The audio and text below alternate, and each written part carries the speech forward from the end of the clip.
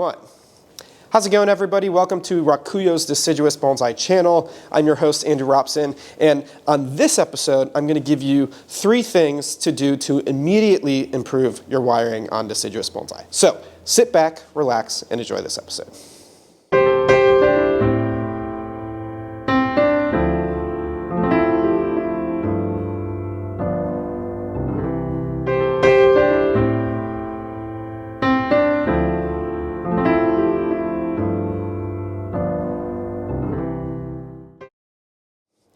All right, so on today's episode, we're going to talk about things you can immediately do to improve your wiring. And the biggest one that you can do is getting the right size. Now, most people who come to intensive classes here, this is the main thing that I see students struggling with as I teach intensives here, as I travel around the country and do workshops and study groups, is just proper sizing for a wire. And first of all, let's talk about what wire we're using before we talk about how to correctly gauge the size.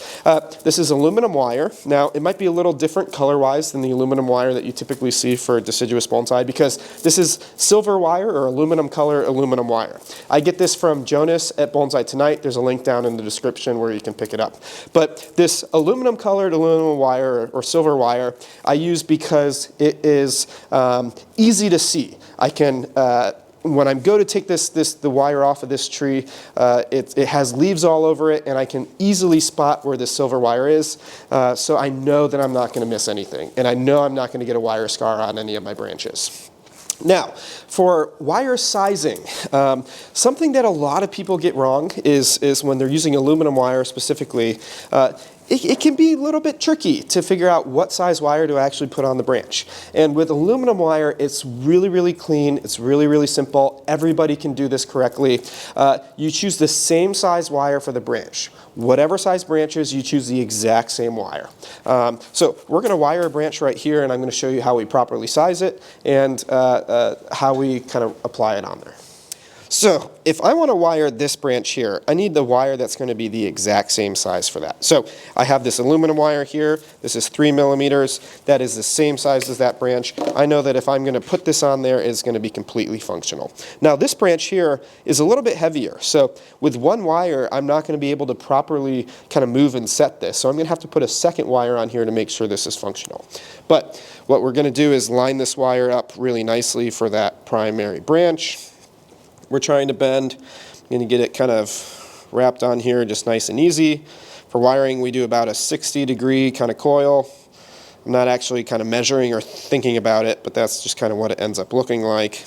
And then we'll continue that wire onto this branch here, trying to just kind of tuck and navigate around the buds. So for a second wire, we have a dead stub here. This branch is like I said, a little bit too big for me to kind of move this easily. Because it's been wired before, it might set, but just to get kind of ultimate strength, I'm going to use a secondary wire. Let's do the same size, just to make sure that's completely functional. That wire is going to ride over the top of that main wire. And we'll just use this stub here, since we're not removing the stub for today, to kind of be a nice anchor point for that secondary wire.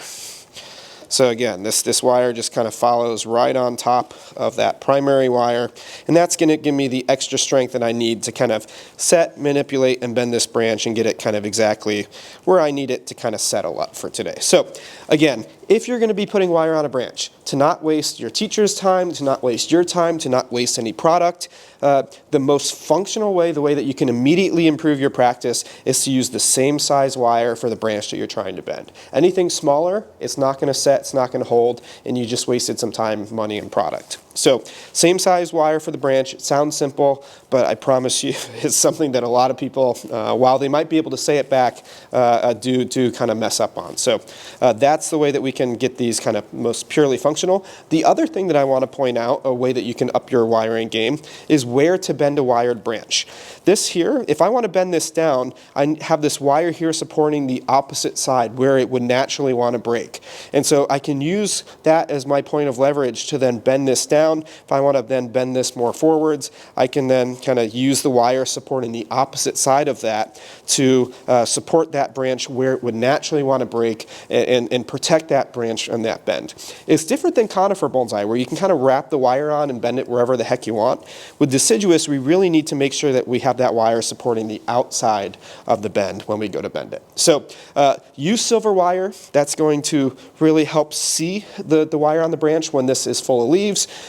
Use wire that's the right size of the branch so that when we bend it, we're actually getting it where we need it to go. And when you bend it, make sure you have wire supporting the outside of the bend.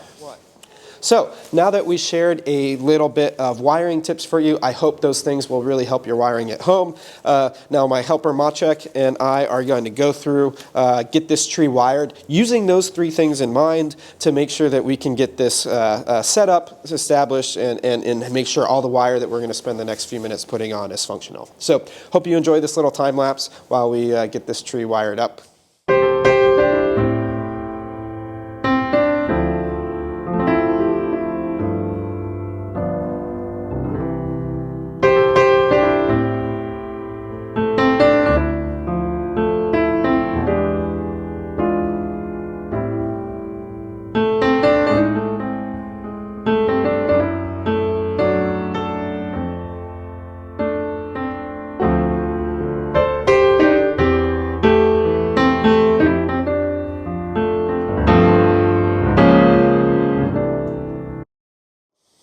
All right, so now we got that cottonwood wired using those same principles. So again, we used aluminum wire that was the same size as the branch. When we bent branches, we made sure to have wire supporting the outside of that bend where it would naturally want to break. And like I said in the beginning, we used that nice silver wire so that when this thing is fully leafed out in the spring, I can see every little piece of wire and be sure not to miss something. So if you do those 3 things, I promise you, you will up your game on your wiring for deciduous bonsai. Have any questions about wiring? Drop those in the comments below. If you have any questions about how to pair wires without crossing, we also have a video back in the archives where you can check out how to pair wires and plan accordingly. So go ahead and search for that in the archives. I'll drop a link in the description below. But thanks for tuning in. You've been watching RAKUYO's Deciduous Bonsai channel. Thank you to Maciek for the help in wiring this tree. This is a cottonwood, a balsam poplar that I collected here in the Pacific Northwest, about 50 miles here from the house. And after that wiring, it really kind of is coming along. This tree's only been worked on about twice. So it's had 2 wirings. We use those wiring lessons that I just talked about, and we're starting to kind of get a nice bonsai kind of coming out of this. So thanks for tuning in. You've been watching RAKUYO's Deciduous Bonsai channel. We'll see you next video.